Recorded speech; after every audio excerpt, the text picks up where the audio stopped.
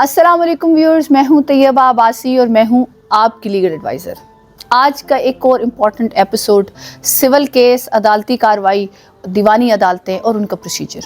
इसमें मैं आपको शॉर्टली एक्सप्लेन करूंगी कि स्टे होने के बाद, जवाब दावा आने के बाद क्या प्रोसीजर होता है, अपीलें हो गई, स्टे हुआ नहीं हुआ, उसके बाद का मराहिल क्या है और क्या स्टेप अगला है, मैं इसमें एक्सप्लेन करती हूँ आपको।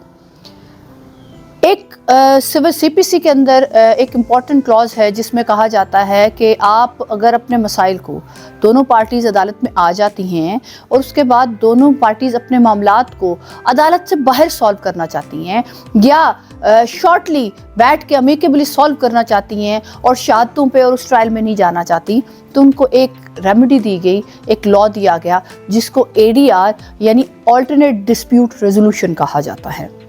पंजाब के अंदर और बाकी सूबों में भी इस पे खासी अमेंडमेंट्स और खासी अपग्रेडिंग हुई और ये बहुत इंपॉर्टेंट क्लॉज है।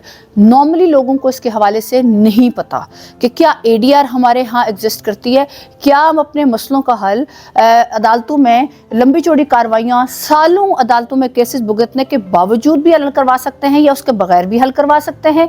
तो वो सोल्यूशन उनके पास ADR का मौजूद है। ऑल्टरनेट डिस्प्यूट रेजोल्यूशन के तहत एक कोर्ट्स हर इलाके में, हर डिस्ट्रिक्ट में एक दी गई है जो कि ADR के तहत मैटर्स को सुनती है। यानी दोनों पार्टीज अगर इस चीज़ पे कंसेंट दे देती हैं, प्लेंटिफ का वकील या डिफेंडेंट का वकील, दोनों में से कोई भी पार्टी आके कोर्ट में एप्लीकेशन देती है या जुबानी स्टेटमेंट देती है या उसका वकील आके कहता है कि मैं इस मामले को ADR के थ्रू हल करना चाहता हूँ, सालिस के थ्रू हल करना चाहता हूँ, या मैं चाहता हूँ कि अमेकली भी बैठ के टेबल पे इस मामले को सेट किया जाए, हमारा मैटर सॉर्ट आउट हो सकता है, तो हमें ADR में भेज दिया जाए।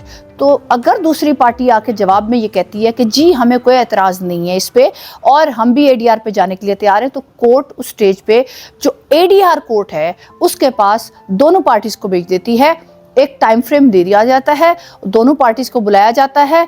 ADR के तहत एक जो रेफरी या जो सालिस होता है वो दोनों पार्टीज को सुनने के बाद, उनके गवाह और शहादतें लेने के बाद, लेकिन इसमें प्रोसीजर एक नॉर्मल कोर्ट वाला, शहादतें क्रॉस जिरा नहीं होती बल्कि एविडेंस और सारी चीज़ें कलेक्ट करने के बाद एक वर्डिक्ट दे देता है जिसको अवार्ड की सूरत में दिया जाता है। एक सालिस जो है वो एक स्टेटमेंट दे देता है, कोर्ट में एक फाइनल वर्डिक्ट दे देता है दोनों पार्टीज को सुनने के बाद, और उसको फिर कोर्ट में सबमिट करा देता है और उस पर कोर्ट फैसला दे देती है। वो नॉर्मली 1 से 2 महीने में प्रोसीजर कंक्लूड होता है और सालों के फैसले जो हैं वो महीनों में हो जाते हैं।